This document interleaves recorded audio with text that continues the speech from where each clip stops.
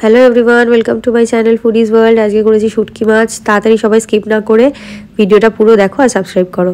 এই যে শুটকি মাছগুলোকে দেখো, এগুলোকে কেটে নিয়েছি, জলে 2 ঘন্টা ভিজিয়ে রেখেছিলাম। তারপরে সবজিগুলোকে এইভাবে কেটে নিয়েছি আর তার সাথে কিছু পেঁয়াজ গাছ। তা আমি মশলার জন্য এখানে 2 চামচ জিরে, গোটা জিরে, 1 চামচ ধনে আর শুকনো লঙ্কা নিয়ে নিয়েছিলাম, সেগুলোকে জলে ভিজিয়ে রেখেছিলাম। আর একটা একটা করে সবজি এইভাবে সব ভেজে তুলে রাখতে হবে। তারপরে মাছটাকে এইভাবে ভেজে নিয়ে তুলে রাখতে হবে। সব জিনিস আলাদা আলাদা করে তোমাদের ভাজতে হবে। তারপরে তেল দিয়ে তাতে ফোড়নে দেবো আমি শুকনো লঙ্কা, জিরে আর তেজপাতা। তারপরে দিয়ে দেবো পেঁয়াজগুলো হালকা ভাজা হলে তাতে দিয়ে দেবো টমেটোটা দেওয়ার পরে আমি ওই যে জিরে, ধনে, গোটা সব ভিজিয়ে রেখেছিলাম সেইগুলো আদা রসুনের সাথে একবারে পেস্ট করে দিয়ে দেবো।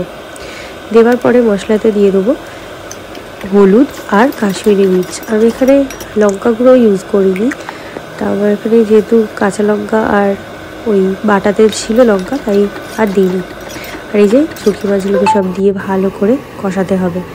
কষিয়ে নিয়ে এবার দিয়ে দেবো আমি ওই আলাদা আলাদা করে ভেজে রাখা সবজি।